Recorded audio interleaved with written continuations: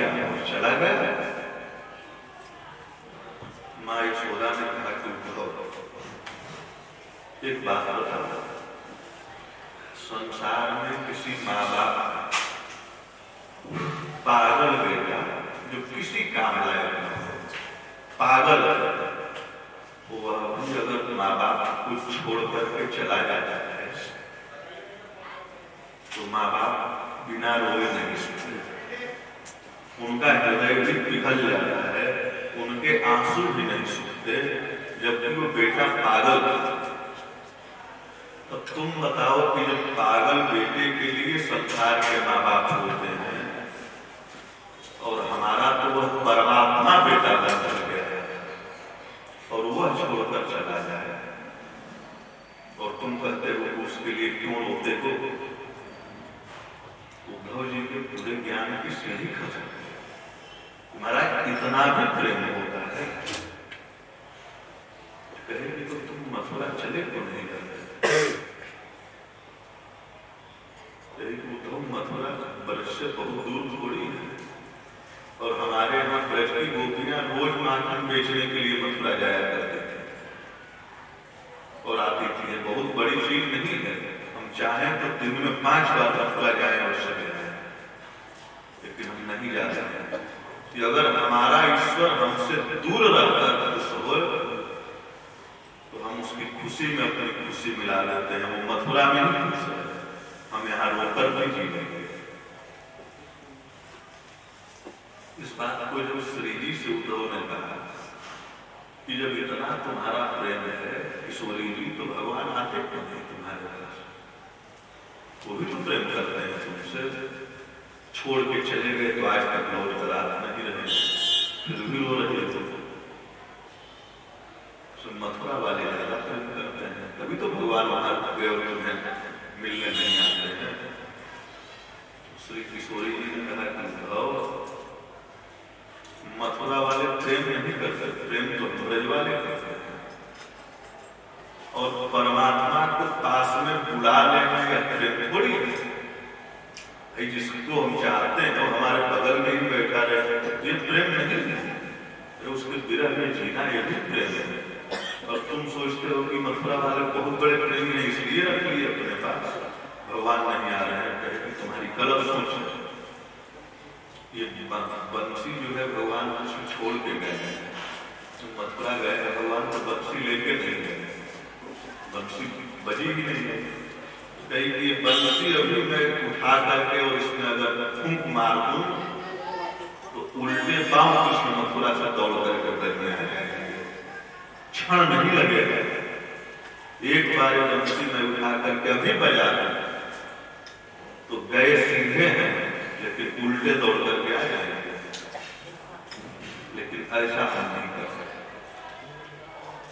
तो यह तब उद्धव को पता चला कि प्रेम तो विरह में परिपक्व होता है। जैसे सोने को आग में पकाया जाता है, गलाया जाता है, तो प्रेम जो है वह विरह में पकता है, विरह में परिपक्व होता है।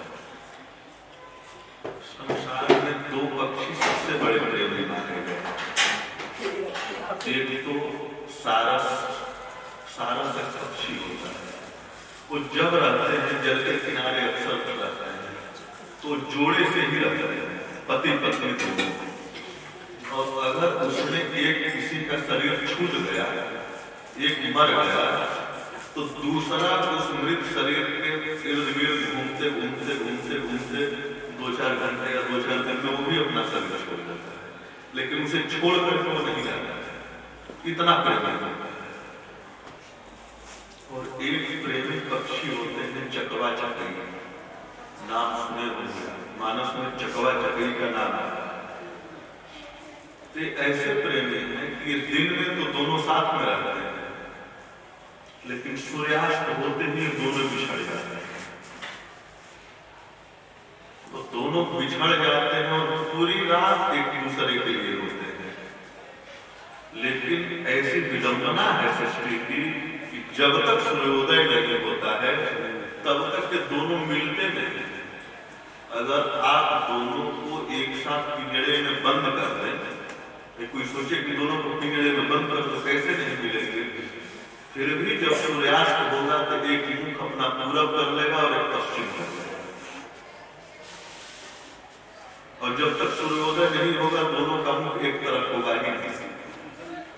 तो यानी एक बार सारस ने कहा कि प्रेमी को हम अपने प्रियतम के विरह में प्राण दे देते हैं, हम जीना स्वीकार नहीं करते।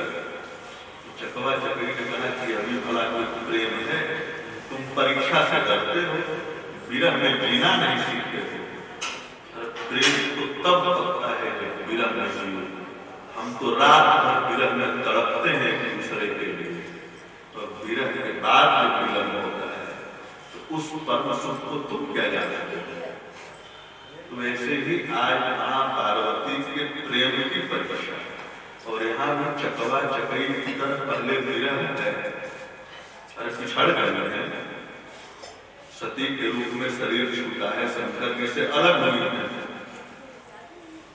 तो शंकर जी ने भेजा भी है कि जाकर प्रेम की परीक्षा लो कि अभी भी वही सती वाला प्रेम है या वह प्रेम विरहाग्नि में तप करके परिपक्व हो गया है।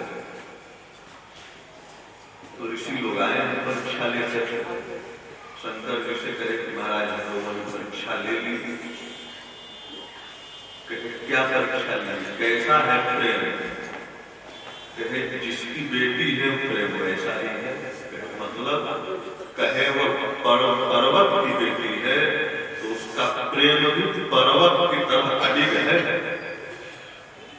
बिल्कुल हिलने का नाम नहीं है। अच्छा, तो तब तो विवाह हो, विवाह होगा, तैयारी माँ बाप करे। अब यह सूचना ब्रह्मा जी को दी, सप्तऋषियों ने दी, क्योंकि ब्रह्मा जी अवतारवाद में शंकर जी के पिता इसलिए है कि ब्रह्मा की मृत्यु से शंकर जी की उत्पत्ति दी गई। ब्रह्मा जी ने कहा कि भाई यह बात भगवान को भी बताई गया, भगवान को भी बताई गई। तो विवाह की एक विधि है ना कि विवाह से पहले वो लग्न की पत्रिका आती है, जाती है, भेजी जाती है। तो ब्रह्मा जी ने पिता के नाते पहले लग्न की पत्रिका भेजी है। तो लग्न की पत्रिका ब्रह्मा जी ने खुद बनाई है, मानस में संकेत है, ब्रह्मा जी ने खुद बनाई है और कहे भाई लेकर पहुंच जाएगा। तो दो ही लोगों को भेजा जाता था पहले, तो ये परंपराएं बंद होने लगी। या तो पौरोहित भी जाते थे, पुरोहित, इसलिए और नहीं तो नाई को भी भेजा जाता था। कहे भाई तुम लोग परीक्षण करके आए, पत्रिका देने तक तुम नहीं जाओ, किसको खोजा जाए। तो फिर वही सप्तर्षि लोग लग्न की पत्रिका लेकर के आए हैं। भाई शंकर जी तो तैयार हो गए विवाह के लिए, लेकिन यह समाचार पर्वत राज हिमालय को भी तो बताना है। वो भी तो बैठे अपनी बेटी के उसमें की बेटी का विवाह निश्चय करेंगे। परीक्षा पार्वती की हुई और पास हो गई, ये बात उनको थोड़ी पता है। ये सूचना भी नहीं है पर्वतराज को कि आपकी बेटी का विवाह शंकर जी के साथ होगा, यह निश्चित हो गया। ये लोग पत्रिका लेकर के आए, पत्रिका पढ़ाए और बताए कि शंकर जी को राजी किया गया है, शंकर जी विवाह करने के लिए आएंगे। तो पर्वतराज ने कहा कि भाई हम जड़ आदमी हैं, हम संसार के जीव हैं, शंकर जी विवाह हमारी बेटी से कैसे करेंगे। तुम नहीं जानते कि है कौन। तो वहां पे मां पार्वती के पूर्व जन्म की पूरी कथा सुनाए हैं कि ये पूर्व जन्म में दक्ष की पुत्री है जिनका नाम सती था। सती को भगवान के ऊपर संदेह हो गया, शंकर जी ने परित्याग कर दिया। फिर अपने पिता के घर में जाकर के यज्ञ में योगाग्नि में अपने शरीर को इन्होंने जलाया। इसके इसके बाद दूसरा जन्म तुम्हारे घर हुआ, नहीं तो ये नित्य शंकर जी की ही प्रिया है। और तुमको यश मिल रहा है कि जगत जननी की, जो जगत की मां है, उसके तुम पिता बने हो। यह आपको सौभाग्य दिया गया है। बहुत खुश हुई मां मैना भी बहुत प्रसन्न हुई। भाई बहुत बड़े घर में किसी की रिश्तेदारी हो रही है और वो भी बिना पैसे लड़का खुद ऑफर दे रहा है, इससे बड़ी खुशी की बात क्या है। यहाँ बारात की तैयारी होने लगी। भगवान ने कहा कि भाई जब बारात चलेगी तो हम लोग तो देवता हैं, तो सब पहले तो सब देवताओं को तैयार करो। सब जितने लोग हैं देवताओं के, चंद्रलोक, सूर्यलोक, इंद्रलोक, सबके यहाँ सूचना भेजी गई कि भाई शंकर जी का विवाह, सब लोग तैयारी करो। तो ब्रह्मा जी तो समझी है, तो हुआ कि भाई सब लोग तैयार हो जाए। पहले तो दूल्हे को ही दूल्हा बनाया जाए ना, जो वर है जिसका विवाह होना है, सबसे पहले तो वही सच्चा समझता है। बाराती लोग तो बाद में ठीक है, वो भी अपनी तैयारी करें, लेकिन आजकल तो वर दूल्हा से ज्यादा बाराती सज करके आ रहे हैं। एक दूल्हे को सजाया जाए, शंकर जी कहे भाई हमें सजाने वाले तो हमारे गण सजाएंगे, सबके अपने अपने गुण हैं। तो मानस में इनके गण जो है, जिनके श्रृंगी और भृंगी दो नित्य गण है शंकर जी के। जैसे भगवान के हाथ जय और विजय द्वारपाल है, वैसे श्रृंगी और भृंगी ये दो गण है। वैसे नंदी तो है, तो श्रृंगी और भृंगी को कहे कि भैया मेरा भी श्रृंगार शुरू कर दो। स्नान कराया गया, श्रृंगार हुआ और महाराज विचित्र श्रृंगार। अब वो श्रृंगी भृंगी ने बाबा को जो दुल्हा बनाया, तो जितने सांप बिच्छू थे सबको श्रृंगार में लगा दिया। भगवान आकर जब देखे, कहे भाई दुल्हा का वेश विचित्र है। तो देवता लोगों से कहे कि ऐसा है, सब लोग अपने अपने सकल और अकल जिनसे जिनकी मिलती हो, ऐसे ऐसे अलग अलग होकर के बारात चलना है। सब एक साथ मिक्स नहीं होना है, नहीं कुछ भी हो सकता है।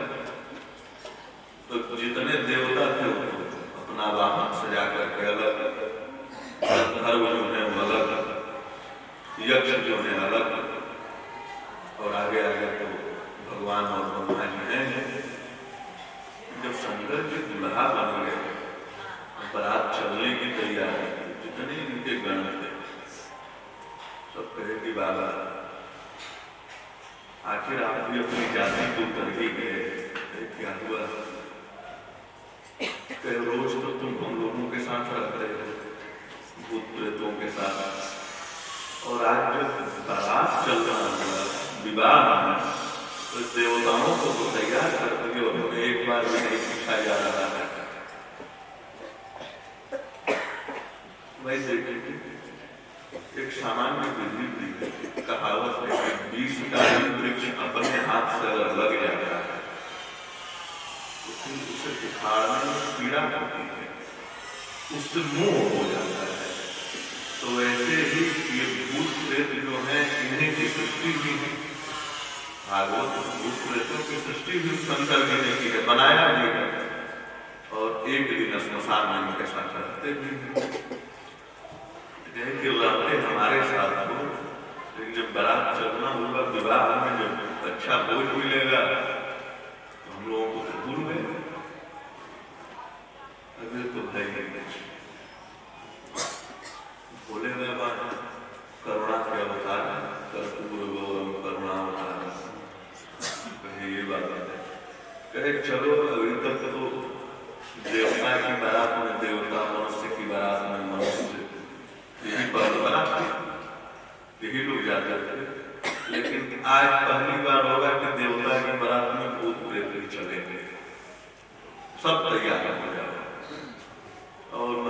सज धज करके जब आए सब,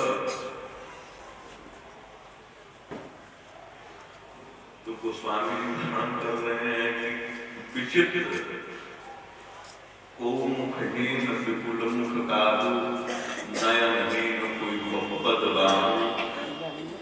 किसी बराती के तो मुख ही नहीं है, शरीर में कहीं मुख नहीं है, और किसी के शरीर में सैकड़ों मुख ही मुख हैं और कोई अंग ही नहीं है। किसी के शरीर में केवल आंख बनी है, किसी के केवल हाथ में पैर का पता ही नहीं है। ऐसे विचित्र सब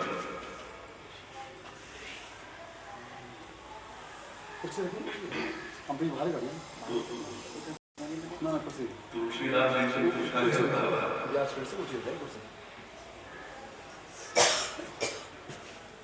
ये शंकर जी विवाह करने जा रहे हैं, वहाँ तबाही मचाने जा रहे हैं, भूत पूरे सब लेकर के बारात कैसी है। शंकर जी ने कहा कि सुनो, जब राम जी की बारात गई थी तो उसमें जितने अंधे लंगड़े काने कुंबड़े ये सब थे, इनको बारात के रास्ते में नहीं आने दिया गया, तो रोका गया महाराज दशरथ के द्वारा। जबकि राम जी को पहले जा चुके थे ना मिथिला में, बारात गई है, ताकि यह अशुभ माना जाता है कि किसी अच्छे काम के लिए आप जा रहे हैं, ऐसे व्यक्ति का दिखाई देना अच्छा नहीं माना जाता यात्रा में।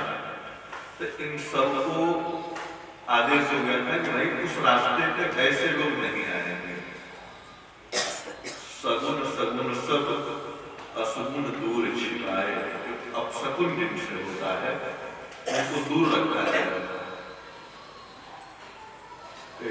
आज तक दोनों लोग मिलने नहीं पाए, विवाह तो हुआ, वैसी बारात वैसा विवाह पूरे इतिहास में नहीं है, लेकिन 12 साल के बाद वनवास हुआ, उसमें अलग रहे, और जब राजा बन गए पूरे जीवन के लिए ये तो हमने देख लिया, उन सबको दूर करके बहुत अच्छा तो नतीजा नहीं निकला सामने, तो इसलिए हमने कहा कि हमारा तो रोज बनने बिगड़ने वाला है। 107 मुंडों की माला तो कान लगते हैं, इतने बार तो कर ही चुका, तो फिर बिगड़ेगा तो फिर 108वां होगा, तो अभ्यास है। इसलिए हमने सबको निमंत्रण दे दिया, तो सब चलो बारात। और जब बारात चली तो गोस्वामी जी कहते हैं महाराज बारात नहीं है तो बराता है, जस दूल्हा दस बनी बराता। जब दूल्हा ही गले में सर्प लगाए हो, कान में बिच्छू हो, वो बटा न हो तो प्रेम की जगह चिता लगा रखा हो, तो बराता है। तो ऐसे ही बारात किसी के मुख नहीं, किसी के आंख नहीं, किसी के पैर नहीं, और बैल पे दुल्हा बैठा है, और बैल पे भी कुछ आचार्यों मानते हैं शंकर जी पीछे मुंह करके बैठे थे, त्रिशूल और डमरू लेकर। बैल का मुंह पूरब की ओर है तो शंकर के पश्चिम मुंह करके बैठे थे।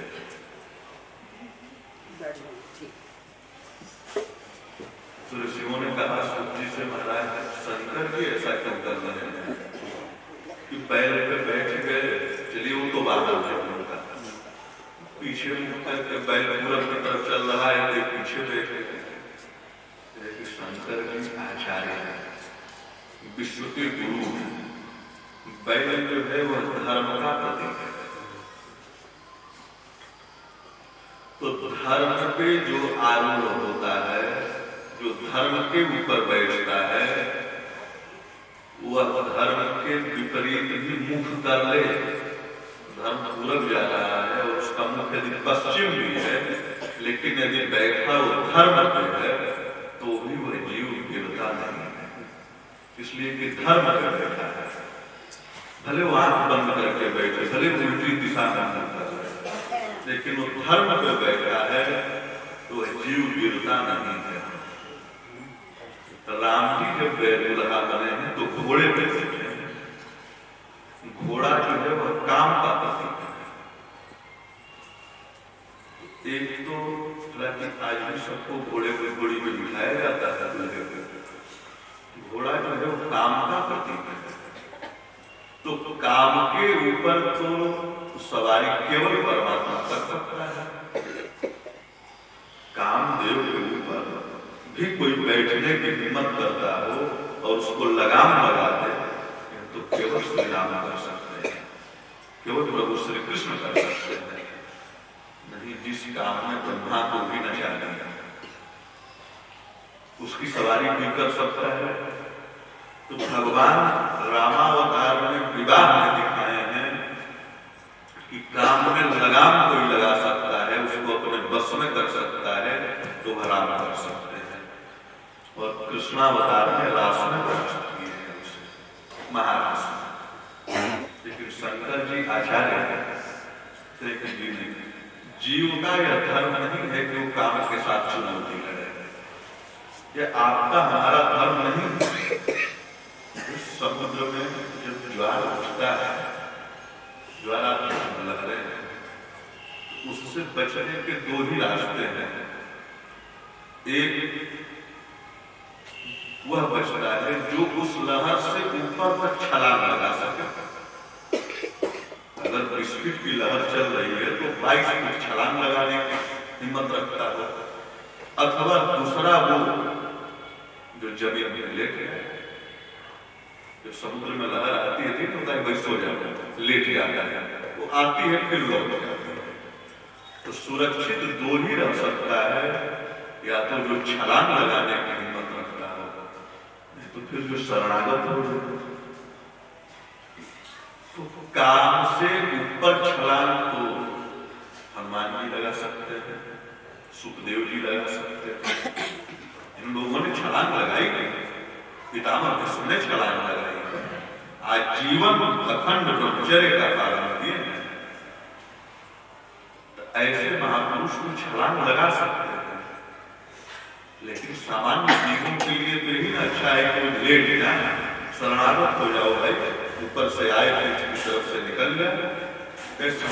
उपदेश दे रहे हैं कि तुम राम का अनुकरण करके काम को लगाम लगाने की जरूरत मत करना। तुम्हें तो अगर गृहस्थ भी रहना है, गृहस्थ बनना है, तो भी आज बाबा गृहस्थ बनने जा रहे हैं ना, विवाह। तो गृहस्थ जीवन में भी जाना हो तो धर्म के ऊपर बैठ जाओ। जो गृहस्थों का धर्म है उस पे तुम बैठ जाओ, चाहे मुख गलती से पीछे भी हो जाएगा तो भी पतन नहीं होगा। तो बारात चली, तो बारात वाहन तो विचित्र थे सब भाई। कोई वाहन है जो जमीन पे ही चलेगा, कोई पानी में ही चलेगा। वो कहेंगे पानी में कौन चलेगा? मान लीजिए गंगा जी को कोई जाना हो तो कैसे चलेंगे? उनका तो वाहन मगरमच्छ है, मगरमच्छ तो जमीन पे चलता नहीं है। अब भगवान नारायण खुद ही गरुड़ पे बैठे हैं, गरुड़ गिद्ध जाति के हैं, गिद्ध को उड़कर चलेगा। तो सब लोग देख रहे हैं देवता की ऐसी बारात आज तक जिसमें कि जल से, थल से और नभ से तीनों रास्ते से बाराती आ रहे हैं। और एक से एक विचित्र, एक से एक परम विचित्र। पर्वत राज को जो सूचना मिली कि बारात आ रही है, उन्होंने तैयारी की। और मां पार्वती को जो पता चला कि शंकर जी सब देवताओं के साथ बारात लेकर के विवाह के लिए निकले हैं, तो उन्होंने रिद्धि सिद्धि का आह्वान किया। तो कहे कि आज तो 33 करोड़ तो केवल देवता है, यहाँ तो 200-500 लोग वो करना हो तो भाई कितनी परेशानियां होती है। तो जहाँ 33 करोड़ केवल देवता है, ऐसी बारात है, तो सब रिद्धि सिद्धि आकर के वहां बैठे और जो रचना हुई, जो श्रृंगार हुआ, सब देवता आश्चर्य करेंगे। ऐसी तो अमरावती और अलकापुरी भी नहीं कर सकी। बात भी सही है, इंद्र और कुबेर इतना थोड़ी सजावट कर सकते हैं जहाँ जगत जननी बैठी हो, जो दरबार कर रहा है। नगर के बच्चे तो पहले बारात देखने जाते हैं, बाहर निकले गाँव के सब, एक बारात आ रही है और बारात में स्वभाव है, छोटे बच्चे भी पहले देखते हैं दूल्हा कौन सा है, भले उनको पता नहीं कि दूल्हे का अर्थ क्या है, लेकिन दूल्हा है। तो बारात आ रही है तो सबसे आगे आगे भगवान देखे सब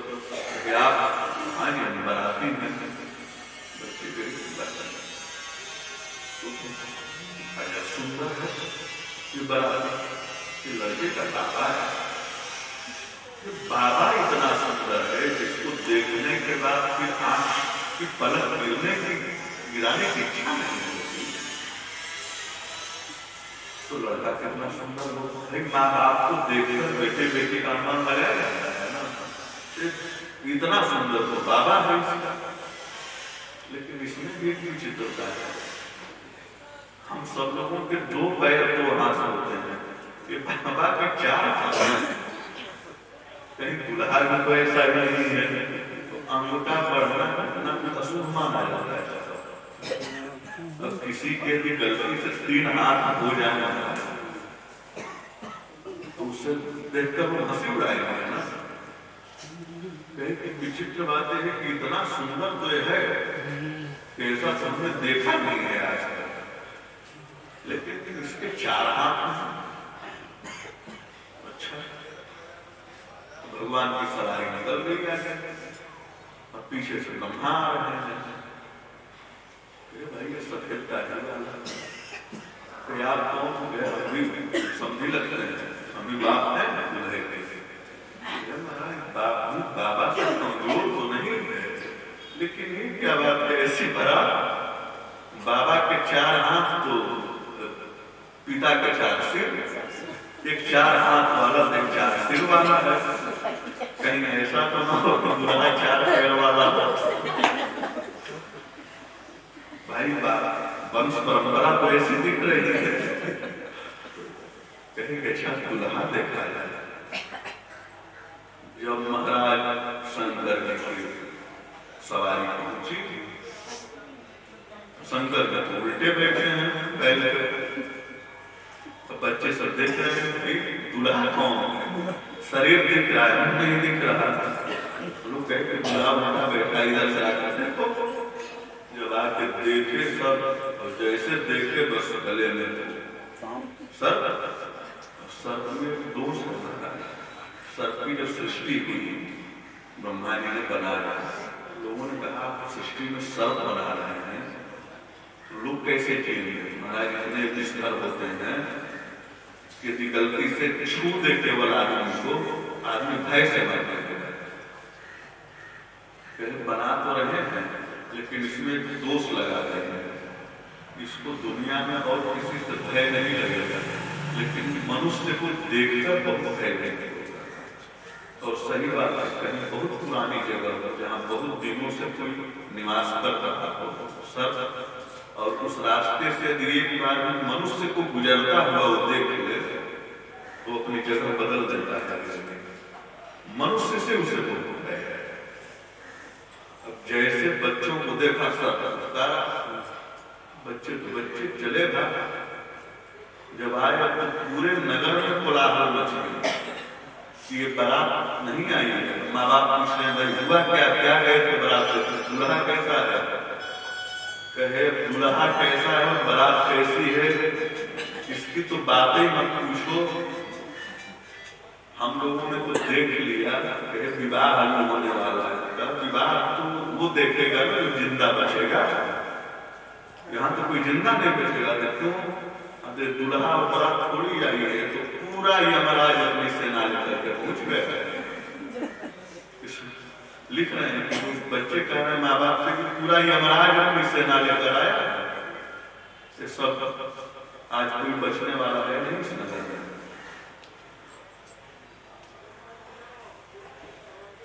तब हिमाचल राजा भगवान का आतिथ्य किए,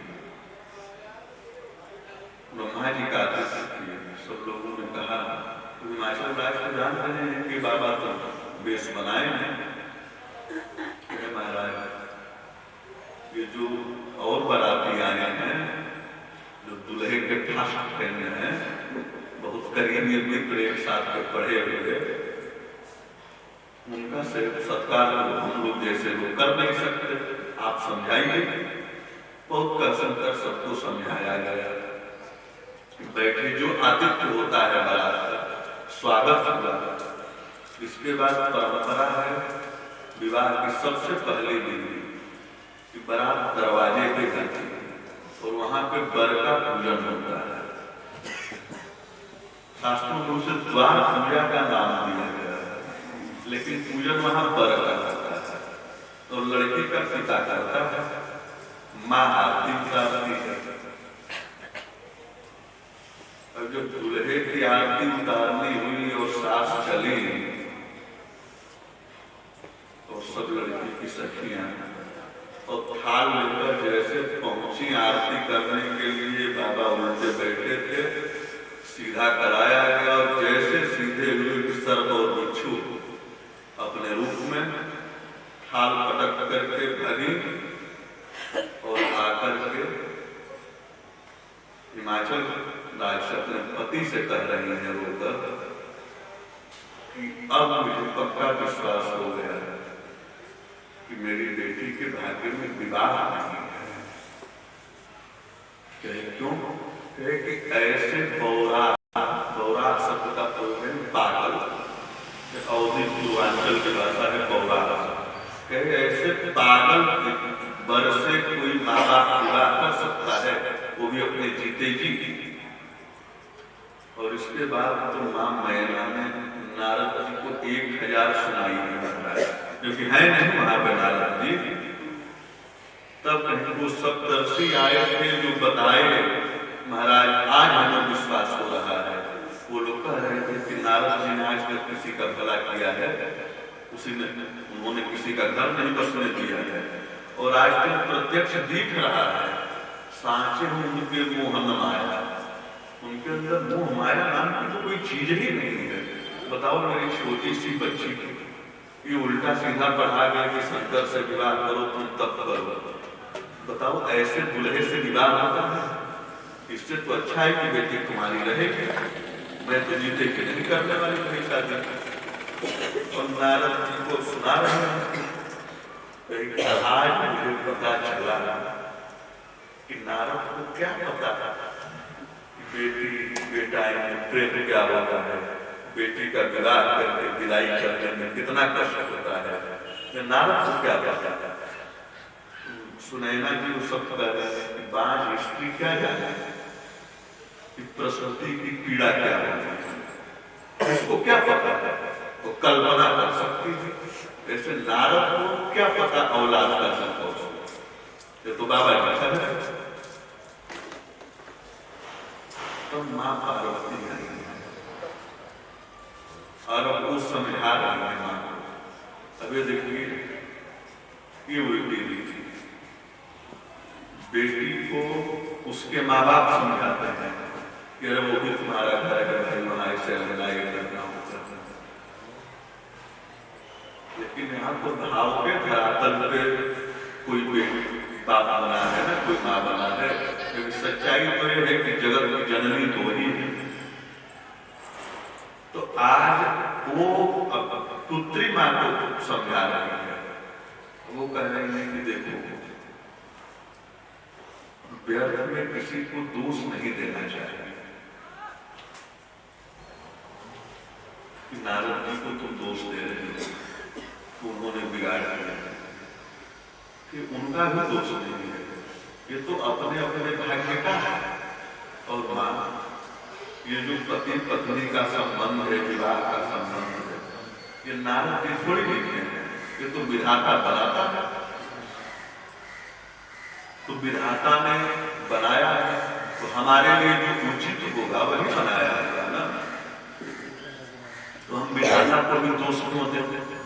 हमारा भाग्य जैसा रहा होगा वैसा उन्होंने बनाया होगा। और बनाने वाले हंसना तो बेवकूफी होती है। एक महापुरुष में है अष्टावक्र जी, बहुत बड़े बड़े महान, 8 अंग से टेढ़े थे। अष्टावक्र नाम की गीता है। इतने विद्वान थे कि जब अपनी माँ के पेट में थे, गर्भ में रहते, उनके पिता वेद का पाठ कर रहे थे, कोई शब्द मुझसे गलत हो गया, गलती बोल दी, पेट में से ही अष्टावक्र ने काट दिया, कहे कि यहाँ तुम गलत बोल रहे हो। अष्टावक्र के पिता को भुगतान करने वाले ये तो पेट में है तब काट दे रहा है कि तुम गलत बोल रहे हो। कहे जब तुम पेट में हो तो इतने टेढ़े हो, बाहर आओगे तब कितने टेढ़े हो। तो गुस्से में तो साथ देती है, कहे 8 अंगों से टेढ़े हो। जब अष्टावक्र का जन्म हुआ तो 8 अंगों से टेढ़े थे, इसीलिए अष्टावक्र नाम हो। राजा जनक के पहुंचे सत्संग के लिए, और जब पहुंचे तो 8 अंगों से टेढ़े नाम मंच पे चढ़ने लगे, सब वहां बैठे हुए हंस दिए। जब इनकी बारी आई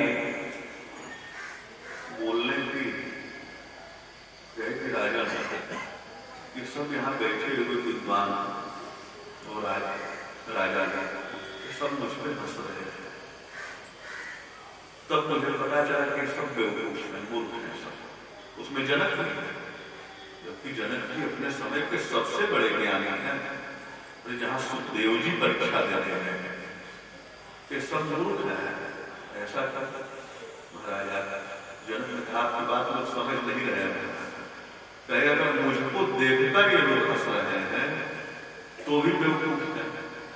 अगर घड़ा टेढ़ा बना है तो उसमें घड़े का दोष थोड़ी है, कुम्भकार का है। घड़ा अपने आप अपनी आकृति नहीं बनाया है ना, तो बनाने वाले को हंसना चाहिए। मट्टी का क्या दोष है, वो तो जैसा बनाया गया वैसा बन गया, कच्ची मिट्टी है। और अगर ये बनाने वाले पे हंस रहे हैं कि कुंभकार मूर्ख है, कैसा टेढ़ा बना दिया, तो भी ये बेवकूफ है सब। इसलिए कि जिसने हमें बनाया है या सबको बनाया है, उससे बड़ा कलाकार भी इस दुनिया में नहीं है। भगवान ने बनाया है कि उसके कलाकारी पे हंसना भी मूर्खता है, उससे बड़ा कोई कलाकार दूसरा है नहीं। मूर्ख है इसका मतलब शास्त्र नहीं जानता। तो आज माँ पार्वती कह रही है कि माँ किसी के ऊपर दोष देना ठीक नहीं है, वो तो हमारे भाग्य का है। अगर हमारे भाग्य में पागल ही लिखा है, गरीब ही लिखा है, तो इसको कोई मेटर हार नहीं है। विधाता ने जो बना दिया वो जीव के लिए भोग के होता है, भोगना पड़ता है। इसलिए तुम इन सब सोचों का परित्याग करो और यह सोच करके तुम धैर्य धारण करो कि मेरी बेटी के भाग्य में यही लिखा है। लेकिन माँ तो माँ है, भले लिखा है यही होना होगा, मेरे जीते जी तो नहीं होगा। तो वहां नारद बता रहे हैं, बारात में तो भी आए हैं, नारद जी आए। और नारद ने तो देखते ही माँ मैना का तो पारा गया, बिल्कुल शुरू हो गए। तब नारद ने समझाया है कि मैना, आप जिसको बेटी समझ रही हो, बेटी समझ करके अभी तक तुम पाल रहे थे और अभी भी सोच रही हो, समझ रही हो, तो तुम्हारी पुत्री नहीं है, जगत की जननी है, जगत माता है। वह तुम्हारे यहाँ आकर के अवतार नहीं है, इसलिए कि पिछले जन्म में सती के रूप में शरीर को छोड़ना पड़ा है और यही शंकर जी की पत्नी रही है और फिर आज विवाह नहीं कर रहा है। तब जाकर माँ मैना को विश्वास हुआ कि दुल्हा पागल नहीं, तो साक्षात शंकर जी है। तब जाकर के माँ पार्वती ने शंकर जी से प्रार्थना की कि प्रभु ये संसार के लोगों में ये जो देखते हैं वही जानते हैं, भाई दृष्टि हमारी ऐसी है, तो दृष्टि में एक दोष होता है। अपनी आंख जो है हमारी आंख है, लेकिन अपना चेहरा नहीं देखते। आपको हमको अपना ही चेहरा देखना हो तो अपनी आंखों से नहीं देखा जा सकता, ये दूसरे को देख सकती है। विचित्र सृष्टि है ब्रह्मा की। तो वैसे ही अपना दोष भी देखना हो तो हमें नहीं दिखता, दूसरे में हमें दिख जाता है दोष। तो ये नहीं कि उस व्यक्ति में दोष है, ये सृष्टि ऐसी है। हमारे शरीर है, आपका शरीर है, आप स्पर्श करेंगे तो बाहर के स्पर्श का तो पता लगेगा, लेकिन हमारे अंदर जो काम क्रोध लोभ मोह ये अखाड़ा बनाकर लड़ रहे हैं, उनके लड़ाई की गूंज कभी हमारे कानों को सुनाई नहीं देती। और बाहर तो घंटा घड़ियाल बजते हैं तो हम सुन लेते हैं। विचित्र सृष्टि है। तो माँ पार्वती ने कहा कि आप जो ऊपर से वेश बना लिए हो, दुनिया यही देख रहे हैं, लेकिन आप हो क्या ये थोड़ी पता है लोगों को। तो एक बार आप अपने अंदर वाले रूप में प्रकट हो जाएंगे, ताकि माँ को विश्वास हो जाए। भाई जब हमने इस भाव के धरातल पे इनको माता और पिता स्वीकार किया है, तो इनकी खुशी में हमारी खुशी है। इनको एक बार आप प्रसन्न कीजिए, तब जाकर के विवाह हो। और जब माँ पार्वती की प्रार्थना शंकर जी सुने हैं, तब वहां पे अपने रूप में हुआ है। और फिर तो जब 16 साल की उम्र, कर्पूर गौरव करुणावतारम, शीश में गंगा जी की धारा, दूज का चंद्रमा माथे पे, और जो अपूर्व शोभा गोस्वामी जी वर्णन कर रहे हैं कि कामदेव भी शर्मा रहा है उनको देखकर, क्योंकि दुनिया में सबसे सुंदर कामदेव है, तभी तो किसी को आकर्षित करता है। और आज कामदेव भी लज्जित हो रहा है शंकर जी को देख करके। इसके बाद मंडप का निर्माण कराया गया था। उस मंडप में भोले बाबा दुल्हा बन करके और माँ पार्वती दुल्हन बन करके और ब्रह्मा जी खुद आचार्य बन करके बैठे और विवाह आगे बढ़ाता है। विवाह की परंपरा कुछ है, विवाह में गीत गाई जाती है। वहां भी लोग आ रहे हैं भाई शंकर जी का विवाह बिना गीत का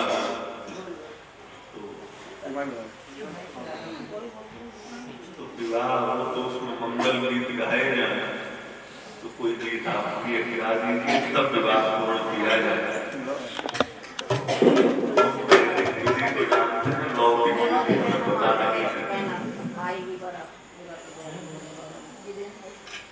एक बार प्यारे शंकर भगवान की बोली सच्ची दरबार की बोली सच्चे दरबार की जय, बोली शंकर भगवान की जय। राजा राजा जी कहने लगे और सुनो जी मैना मान लो कहना, और सुनो जी मैना मान लो कहना, आती है बारात गोरा हो जाएगी भोले बाबा के साथ, गोरा हो जाएगी भोले बाबा के साथ। सुनो जी मैना मान लो कहना, सुनो जी मैना मान लो कहना, आई है बारात गोरा हो जाएगी भोले बाबा के साथ, गोरा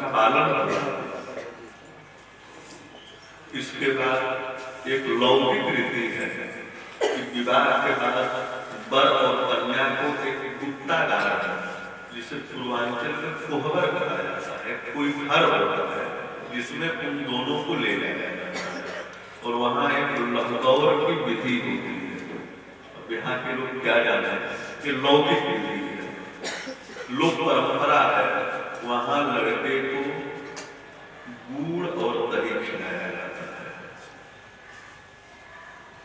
थोड़ा सा, अथवा दक्षिण भारत में घी में बतासे डालकर खिलाया जाता है, बतासा घी में डुबोकर थोड़ा सा। इसको लहकौर की विधि कहते हैं। और मिथिला में जो विवाह हुआ है तो गोस्वामी जी वर्णन करेंगे मानस में कि इस विधि का पालन किया गया है राम जी के साथ लहकौर की विधि। ये सब विधियां संपादित होती हैं तो वहां पे परपक्ष का कोई नहीं होता, अकेला दूल्हा होता है, कन्या पक्ष का तो हर ही है। वहां पे माँ ने कुछ निवेदन किया है शंकर जी से। माँ मैना ने कहा कि महाराज जैसे पुत्री है, विवाह हो गए, बहुत छोटी है, बहुत बोली है, भाई एक लड़की की माँ जो कर सकती है उसके बाद तो गलती तो वैसे यहाँ भी नहीं करती है, लेकिन अगर कभी करे तो आप क्षमा कर देंगे। और मेरा ये निवेदन नहीं है कि मेरी पुत्री को आप ले जाएं तो आप रानी बना कर रखें, नहीं, आप दासी बना कर रखें। गृह किंकरी करे, गृह की किंकरी बनाओ, आप दासी बना कर रखें, लेकिन अपने साथ ही रखो। भाई पति जिस अवस्था में रहे, जिस परिवेश में, पत्नी को वैसे ही रखा जा सकता है। तो माँ मैना को जब पता चल गया कि एक बार सती के रूप में परित्याग हो चुका है, तब दोबारा यही निवेदन कर रही है कि आप रानी बना के रखो। ऐसा मेरा निवेदन नहीं है। आप हमारे यहाँ एक संत में कुछ श्री मामा जी नारायण दास तो कहते थे कि माँ मैना संकेत भी कर रही है कि महाराज अपने घर की दासी बना कर रखना, तो ये अभी संकेत है कि पहले तो घर बनाओ, अभी तक तो पहाड़ पर बैठे हो, बिना घर के घर तुम खुद हो, तो घर की दासी तो तब बनेगी ना जब पहले घर बनाओगे। तो हंसी में कहते थे कि एक संकेत भी है माँ मैना का कि यहाँ से जाने के बाद पहले घर बना लेना, तब दासी बना के रखना। और दूसरा कि आप जिस परिस्थिति में रहे, आप दासी ही बना कर रखते हैं, लेकिन साथ में रहना। इसके बाद बारात की विदाई हुई है और विदाई के समय तो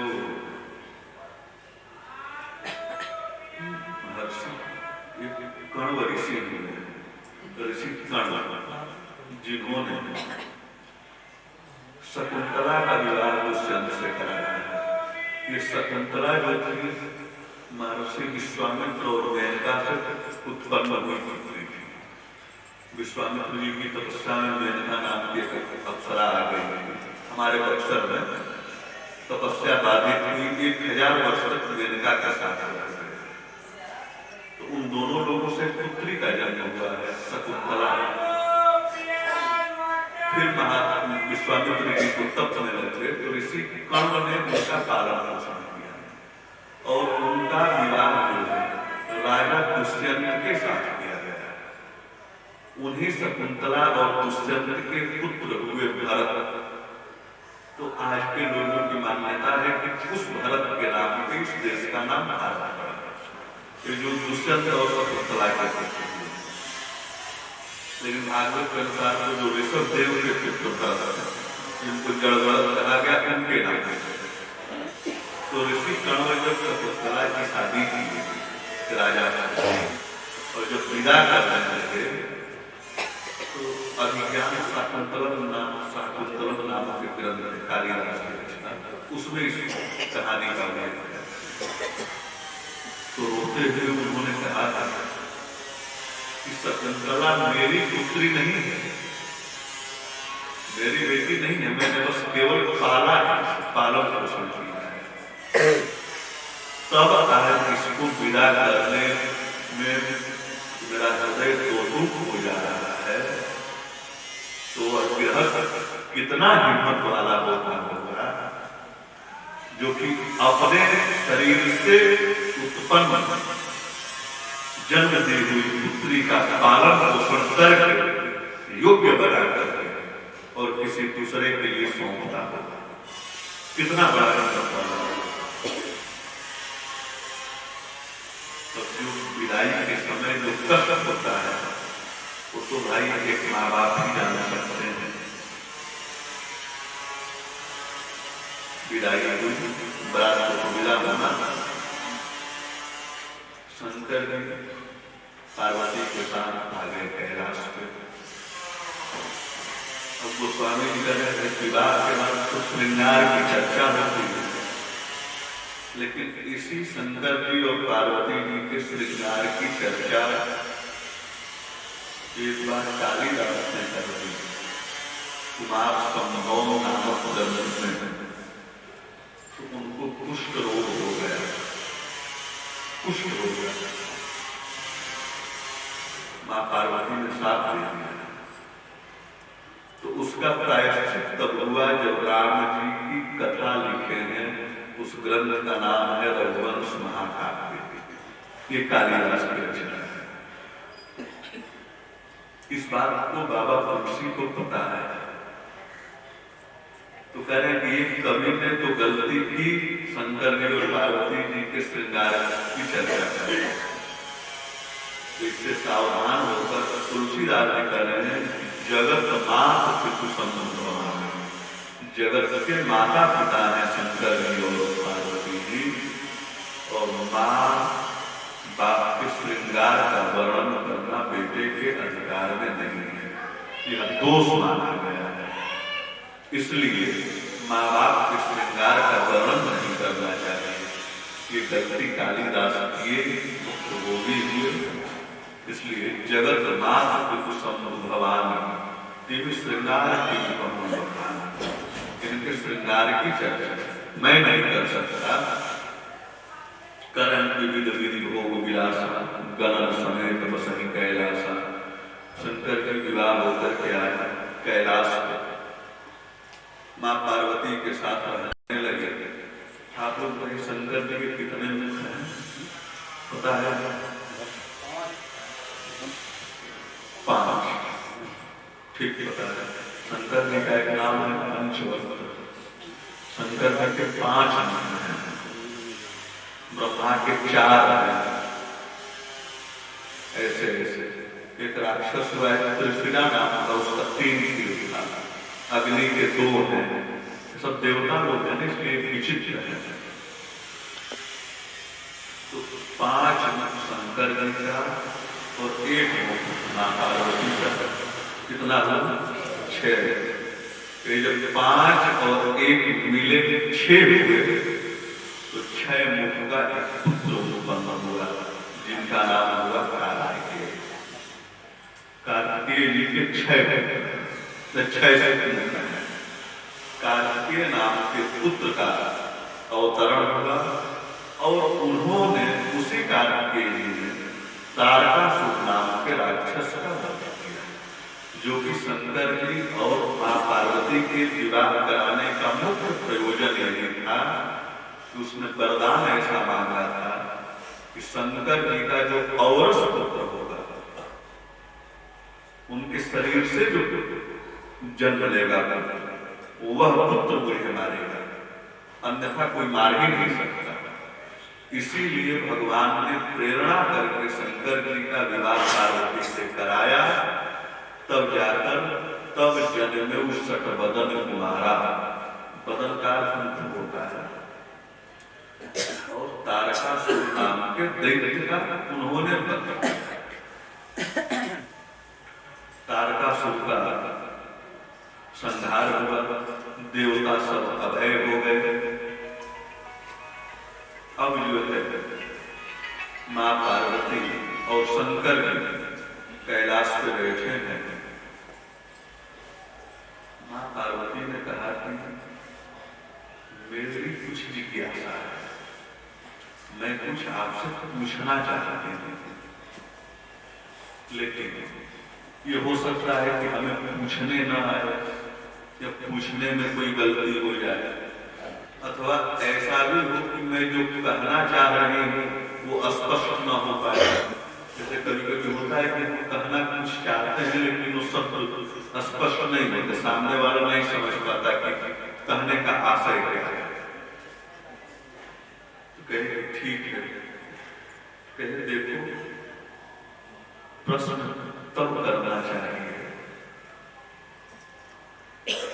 जब अपने बुद्धि स्थिर हो, तब तो उत्तर हम सुनेंगे तो हमें याद होगा।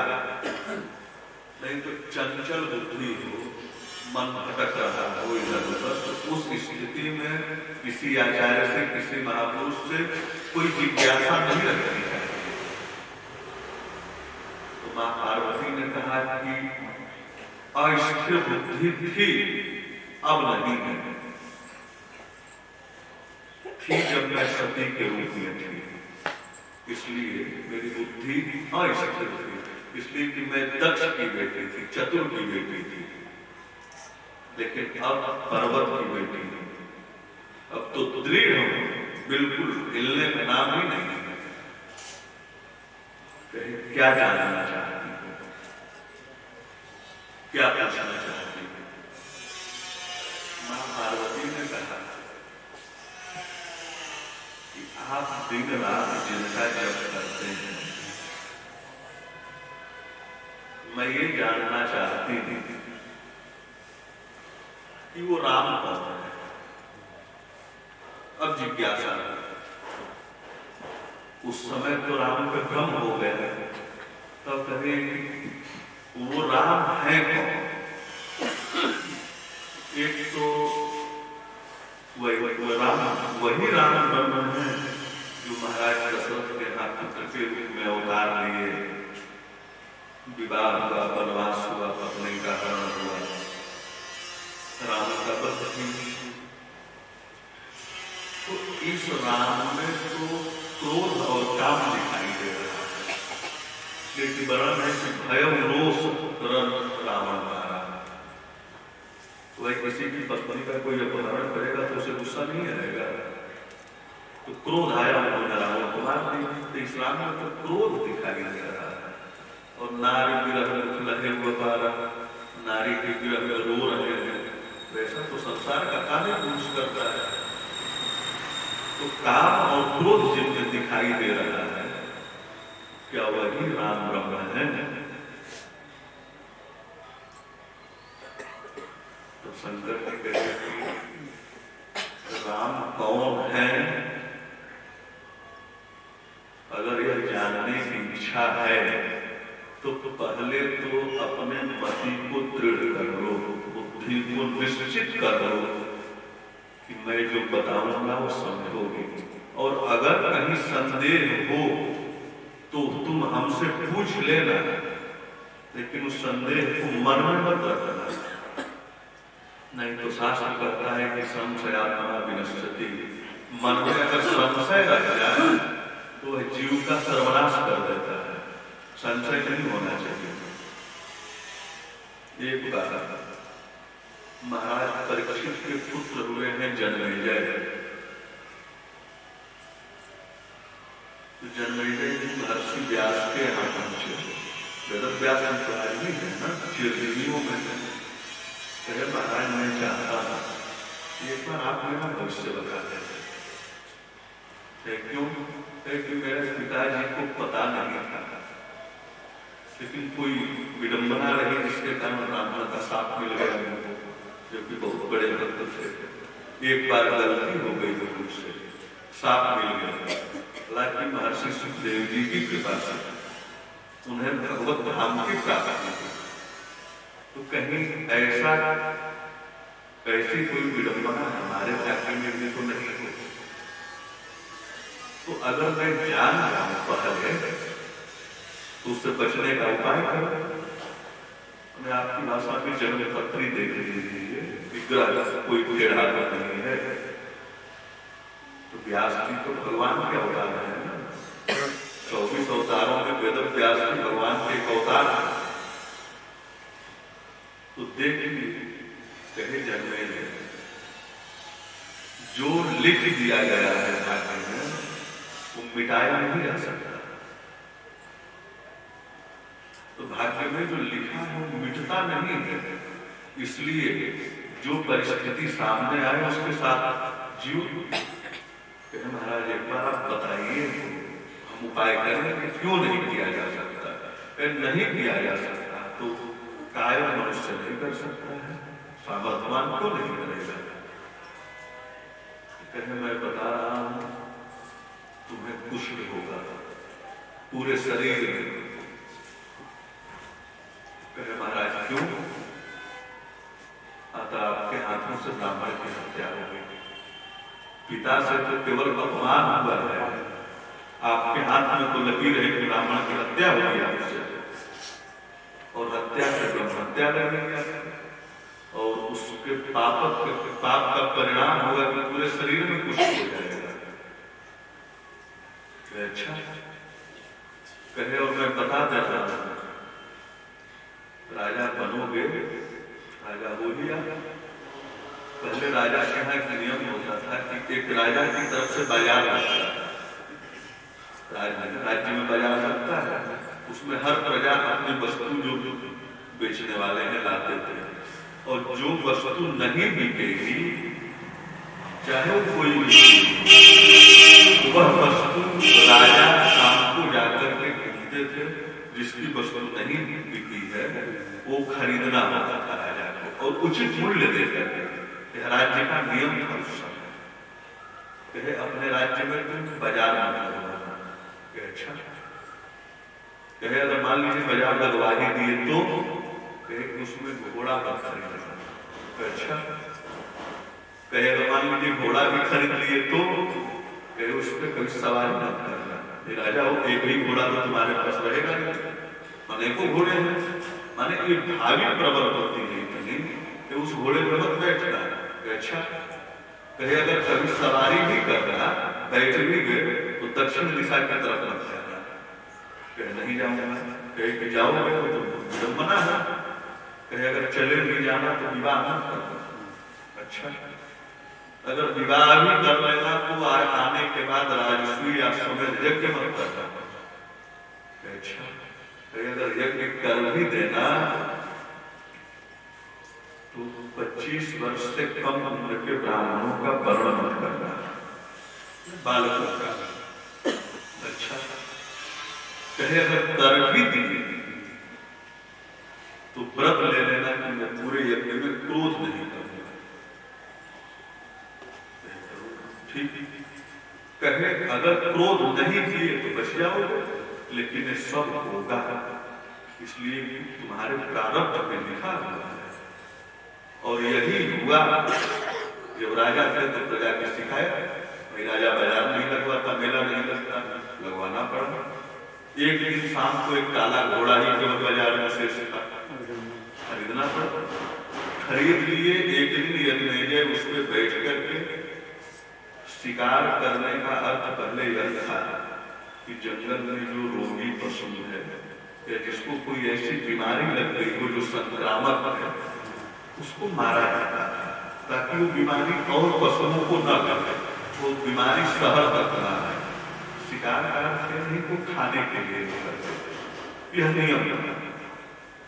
महाराज दशरथ भी जिस हाथी को मारने के लिए गए थे वो मतवाला हाथी था, बहुत उत्पात मचा रहा था।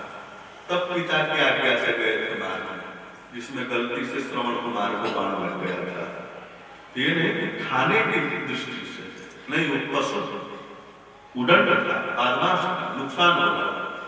ऐसे ही महाराज जन्मेजय घोड़े पर बैठे चल दिए। एक शिकार सामने दिखा, उसका पीछा किया, वो दक्षिण की तरफ भाग चला। वो तो भागी है ना, समय भागते भागते दूसरे राज्य में प्रवेश कर गए। जब गए तो वहां स्वयंवर हो रहा था। पांडवों के वंशज है, सामान्य तो है। राजा स्वयंवर का नाम सुन ले और न जाए तो पाप लगता है। जैसे अर्जुन को भगवान ने कहा कि अर्जुन अगर तुम युद्ध नहीं भी करोगे तो भी तुम्हें मरना है। क्यों? कहे कि क्षत्रिय अगर युद्ध से भागता है तो कुंभी पाक नरक में जाता है। इसलिए कि क्षत्रिय का जन्म ही पृथ्वी के धर्म की रक्षा के लिए है, और रक्षा करने वाले को तो लड़ना पड़ता है, और लड़ाई में तो विजय किसी की भी होती है नहीं। ये थोड़ी है कि आप ही मारेंगे, वो भी मारेगा। जो क्षत्रिय युद्ध से भागता है उसे नरक जाना पड़ता है, और लड़ते हुए मरता है तो देवलोक में जाता है। ये बताओ कि तुम भाग करके युद्ध से नरक में जाना चाहते हो कि सामने लड़ते हुए मर करके वैकुंठ जाना चाहते हो? तो राजा स्वयंवर का नाम सुन ले और न जाए दोष लगता है। स्वयंवर में गए पांडवों के वंशज, और भाग्य भी तो साथ में चल चला है ना। स्वयंवर में कन्या को जीत लिए, लेकर के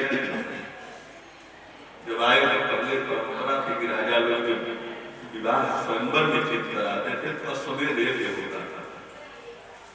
व्यास जी की सब बातें हो रही, यज्ञ का तिथि मुहूर्त निकाल ली सब।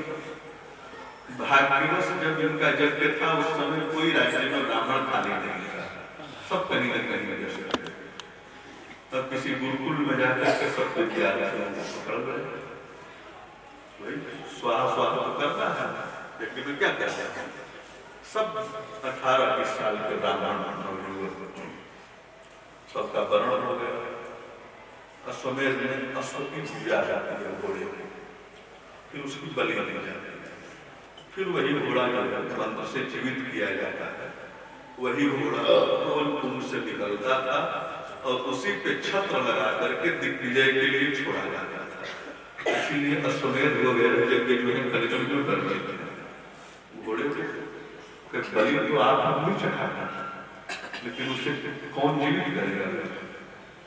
इसलिए ऋषियों ने इस यज्ञ का निषेध उस समय इतनी क्षमता कि घोड़े के एक अंग की आहुति दी जाती है। हाँ, एक अलग अलग मंत्र, और फिर मंत्र बोला जाता था और वो घोड़ा उस कुंड से निकल करके आता था और वही दिग्विजय के लिए छोड़ा जाता था। जिस घोड़े को लौकुश ने रोका है राम जी अश्वमेध का घोड़ा। अश्वमेध यज्ञ में घोड़े की पहले पूजा हो, जैसे बकरे की पूजा होती है बलि से पहले, घोड़े की पूजा हो रही थी। घोड़ा हिनहिना दिया। जब घोड़ा हिनहिना दिया तो सब छोटे छोटे विद्यार्थी बैठे थे, राजा रानी पूजन कर रहे हैं, विद्यार्थी हंस दिए सब। अब हंसे और काल की प्रेरणा महाराज जनने लगे, क्रोध आ गए और यज्ञ मंडप में ही सब दाताओं को मार दिए। और महाराज मारे और उसी समय पूरे शरीर में पुष्प हो गए, पुष्पोड़ जिसे बोलते। व्यास के पास गए, महाराज तो हो गया, तो विडंबना थी, होनी थी। तुम अपने पे गर्व कर रहे थे कि क्यों नहीं रोका जा सकता, तो मैंने बता दिया, नहीं रुका। अब पूरा शरीर ठीक हो जाएगा, तुम्हारा मुख नहीं ठीक होगा। क्यों? क्योंकि मैं कोई कथा सुनाऊंगा, उस कथा में तुम संदेह नहीं करना, ये झूठी बात है या काल्पनिक है, लेकिन तुम संदेह करोगे। अगर संदेह हो जाएगा तुम निसंकोच मुझसे पूछना, मैं उसका समाधान करूंगा। और महाभारत की ही कथा सुनाया, सब कथा सुनाते गए।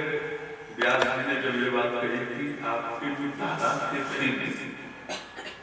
इतने बलशाली थे, इतने बलशाली थे कि हाथी को पकड़ करके इतने ऊंचे फेंक दिए हैं, इतनी ऊंचाई पे, इतने वर्ष बीत गए, आज तक वो जमीन पे नहीं लौट के आई है सब। तो नहीं आने का एक ये भी है, अंतरिक्ष में भी अपना आकर्षण है। जैसे पृथ्वी में आकर्षण है तो कुछ ऊंचाई भी स्थित है, उससे ऊपर यदि हवाई जहाज चली भी है तो नीचे नहीं उतर सकती, वो अंतरिक्ष अपनी तरफ खींच लेता है, वहां उसका आकर्षण शुरू होता है। सामान्य बात है कि भाई हाथी इतनी ऊंचाई पे चली गई कि अंतरिक्ष खींच लिया। अब महाराज जन्मेजय को संदेह हो गया, व्यास जी तो झूठ बोल रहे हैं, और क्या मैं पूछूं मुझसे? देखिए विडंबना, क्या पूछूं, इतना कोरा झूठ बोल रहे हैं। ऐसा कोई परमात्मा बात कीजिए, कलियुग के अच्छा, अब आप हम ये सोच सकते हैं कि हाथी इतनी ऊंची फेंकी जा सकती है, मनुष्य के द्वारा एक कंकड़ नहीं फेंका जा सकता और भी मिनट नहीं लगता है, नीचे आ जाता है। इनको संदेह तो हो गया, लेकिन इन्होंने व्यास जी से पूछा नहीं। जब कथा पूरी हो गई, कहे जन्मेजय तुमने कहीं संदेह कर दिया था, कहना फिर हमसे पूछा क्यों? मैंने इसलिए नहीं पूछा कि आप झूठ तो बोल ही रहे हो, क्या पूछा? बस गले के नीचे तक का कुष्ठ ठीक हुआ, मुख का कुष्ठ नहीं ठीक। तो कहे कि विडंबना, वैसे ही शंकर जी कह रहे हैं, पार्वती तुम कथा तो पूछ रही हो कि राम कौन है, लेकिन राम के विषय में जब मैं बताऊं तो उनके चरित्र पे कहीं संदेह मत करना, और अगर संदेह हो जाए, मान लीजिए हम लोग जीव हैं, अगर कहीं संदेह हो रहा तो वहां तुम हमसे प्रश्न करना और मैं उसका समाधान करूंगा। तो ऐसी जब दृढ़ मति तुम्हारी हो जाए तब जाकर के मैं शुरू कर। तो पार्वती ने कहा कि महाराज अब बिल्कुल दृढ़ हो गई, हिमालय की बेटी, अब मति नहीं हो गई है। तब शंकर जी आसन लगाकर ध्यान में बैठे और कहे, पार्वती भगवान के अवतार का कोई एक प्रयोजन नहीं है कि यही एक कारण रहा है जिसके कारण भगवान को अवतार लेना पड़ता है।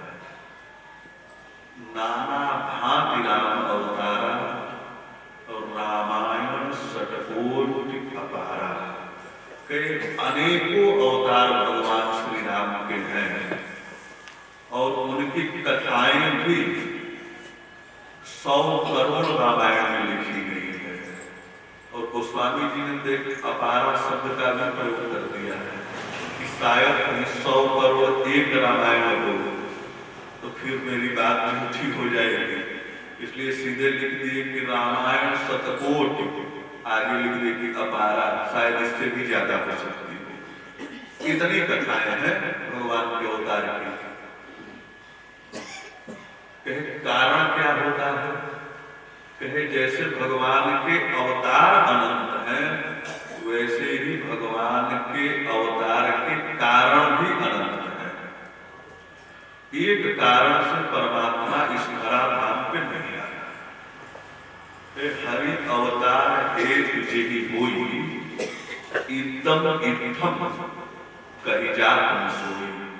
भगवान का अवतार केवल इसलिए है, ऐसा नहीं कहा जा सकता। अच्छा तो महाराज कितने कारण, आप कितने कारण जानते हैं? मैं तो जितनी बार अवतार हुआ है उतना जानता हूं, और जितने कारण हैं मैं सब जानता हूं, लेकिन सब अवतारों की चर्चा और सब कारणों की चर्चा तुमसे मैं कर नहीं सकता, इसलिए हम लोग भी नहीं कर सकते कि समय सीमित है, आयु सीमित है, हर कुछ सीमित है, और स्पष्ट कर रहे हैं कि नाना भांति राम अवतारा। काग जी महाराज गरुड़ को जब कथा सुना रहे हैं राम जन्म की, और बता रहे हैं कि मैं अवध में राम जन्मोत्सव देख रहा था, महाराज गरुड़ पक्षीराज, मैं भगवान के हाथ की रोटी छीन के खा रहा था। तो कहे आप अयोध्या में गए थे, राम जी का उत्सव आपने देखा है? कहे एक बार नहीं, यह 27वां राम जन्म तो मैं देख रहा था। महर्षि काकभूषुंडी कह रहे हैं गरुड़ से कि 27 बार अयोध्या में राम जी अवतार ले चुके हैं, और 27वां बार मैं दर्शन करने गया हूँ। ये जो चर्चा आपसे कर रहा हूँ, ये 27वां राम जन्म है। इसके पहले 26 महीने और देखे हैं। अच्छा, राम का अवतार कहाँ पे होता है? कहे एक बार ब्रह्मा जी ने अपने पुत्र मनु और शत्रुपा से कहा कि तुम पृथ्वी पे जाओ और वहां पर सृष्टि का विस्तार करो, मानवीय सृष्टि का। मनु और शत्रुपा पृथ्वी पे जब आने लगे तो कहीं पृथ्वी दिखाई ही न दे। ब्रह्मा जी से बोले कि आप भेज रहे हैं लेकिन पृथ्वी तो कहीं दिख नहीं रही, चारों तरफ केवल पानी ही पानी दिख रहा है। भगवान सोचे आगे पृथ्वी गई क्या? पृथ्वी तो है, बनाया है हमने तत्व सृष्टि के लिए, गई कहाँ? तो पार्वती जी भी पूछ रही है कि महाराज पृथ्वी कहाँ चली गई? तो शंकर जी बता रहे हैं और भागवत में इस कथा को सुखदेव जी परीक्षित से भी बता रहे हैं कि पृथ्वी को उस समय हिरण्याक्ष नाम का एक दैत्य जो पूरी पृथ्वी को गेंद की भांति उठा करके और लेकर के पाताल लोक में चला गया और जल में डुबा कर दिया। तो मनु जी महाराज जब आने लगे महाराज पृथ्वी ही नहीं है, सृष्टि कहाँ है? तब भगवान का, सबको पता है आपको कथा, भगवान का वाराह अवतार हुआ। ब्रह्मा जी के नासिका से भगवान वाराह के रूप में अवतरित हुए और समुद्र में प्रवेश करके वाराह समझ आता है, सूअर जो होता है ना, इसको हिंदी में वाराह कहते हैं। वैसे ये वाले सूकर जो जंगली होते हैं जिनके नाक के ऊपर दांत होते हैं, भगवान सूकर क्यों बने? इसमें भी कई रहस्य हैं। एक आचार्य कह रहे हैं कि जैसे हंस में गुण है तो दूध और पानी को अलग कर देता है, तो वैसे वाराह में भी गुण है, वो जल और मिट्टी को अलग कर देता है। इसीलिए पृथ्वी को जल में डुबाया है हिरण्याक्ष, तो जल में से मिट्टी तत्व को निकालना है तो यह सबसे अच्छा सूकर जानता है। जैसे दूध और पानी अलग करना हो तो हंस कर सकता है, आप नहीं कर सकते। आप जला देंगे आग पे तो पानी जल जाएगा, अलग नहीं होगा, लेकिन हंस कर लेता है। वैसे सूकर जो है वह मिट्टी और जल को अलग कर देता है। इसलिए भगवान ने वाराह का अवतार लिया, समुद्र में प्रवेश करके पाताल लोक में जाकर के हिरण्याक्ष का वध करके और उस पृथ्वी को लेकर के आए और स्थापित किए। जब पृथ्वी को स्थापित किए तब महाराज मनु शत्रुपा के साथ आए और सबसे प्रथम नगरी, सबसे प्रथम शहर अयोध्या बसाई गई, जहां पर महाराज मनु ने अपनी राजधानी बनाई और अयोध्या नामक नगरी बसाई गई। और वहीं से पूरे मानव जाति का अभ्युदय हुआ। हम लोग इसीलिए मनुष्य कहे जाते हैं मानव कि हम सब महाराज मनु की संतान हैं। तो पहली पूरे विश्व की प्रथम नगरी अयोध्या, और आज तो महाराज विडंबना है कि प्रश्न है कि राम की जन्मभूमि कहाँ है, अयोध्या है कि नहीं? जबकि इस कथा से तो यह सिद्ध होता है कि राम नहीं, पूरे मानव मात्र की जन्मभूमि अयोध्या है। जब हम सबके पूर्वज मनु ही अयोध्या के हैं तो पूरे विश्व के जितने मनुष्य हैं, चाहे वास्तविक हो या नास्तिक, सबकी जन्मभूमि अयोध्या ही है। इसलिए इस पे जो प्रश्न उठाता है और यहां से मानव सृष्टि का अभ्युदय होगा। तो कहिए कि ठीक, तो भगवान के अवतार कब हुए? भगवान अयोध्या में कब आए? कहे महाराज एक कारण महाराज मनु ही है भगवान के अवतार के, और एक कारण नारद जी भी है। नारद जी गुरु है ना पार्वती जी के। तब पार्वती जी कहा महाराज नारद जी कारण है, हाँ कारण है, और लोगों ने वरदान मांगा है, लेकिन नारद जी ने तो साथ दिया है पार्वती जी को। नारद जी मेरे गुरु जी ने भगवान को साथ दे दिया, जबकि नारद जी तो परम ज्ञानी है। ऐसा क्या है उन्होंने भगवान को ही साथ दे दिया? तो शंकर करे जब उन्होंने कहा कि नारद जी तो परम ज्ञानी है, शंकर जी हंसे, बोले हंसी महेश तब, हंस करके शंकर जी ने कहा पार्वती ज्ञानी मूढ़ न बोले, इस संसार में कोई भी ज्ञानी और कोई मूर्ख नहीं होता। जब जैसी रघुपति चाहे तब तैसी मति होए। वह प्रभु श्री राम जिसको जब चाहे तो मूर्ख बना दे, और जब जिसको चाहे ज्ञानी बना दे। उनकी कृपा से सब, नहीं कोई मूर्ख और कोई ज्ञानी नहीं होता है। तो परमात्मा जिसको जब चाहता है तो मूर्ख, और जब चाहता है तो अज्ञानी बना देता है। तुम्हारे गुरुजी नारद जी परम ज्ञानी है, लेकिन कैसे मूर्ख बन गए? मूर्ख, और क्यों उन्होंने भगवान को साथ दे दिया, इसकी चर्चा कल से हो करेंगे। और कल शाम कथा के माध्यम से, वैसे तो भगवान के अवतार नित्य हैं, प्रतिदिन हैं, लेकिन इस कथा में, इस सत्र में, कल शाम के सत्र में प्रभु श्री राम हम लोग भी अवतार उत्सव, जन्मोत्सव मनाएंगे। इसलिए कि राम कथा तो राम जी के जन्म के बाद ही शुरू होती है। इतनी तो ये भूमिका है, और नवाह की विधि में तो दूसरे दिन ही जन्म होना चाहिए, लेकिन हम थोड़ा धीरे चल रहे हैं, इसलिए तीसरे दिन जन्म होगा। और मुख्य कथा तो बल्कि वनवास से शुरू है। जन्म और विवाह में तो बहुत थोड़ी सी कथा है।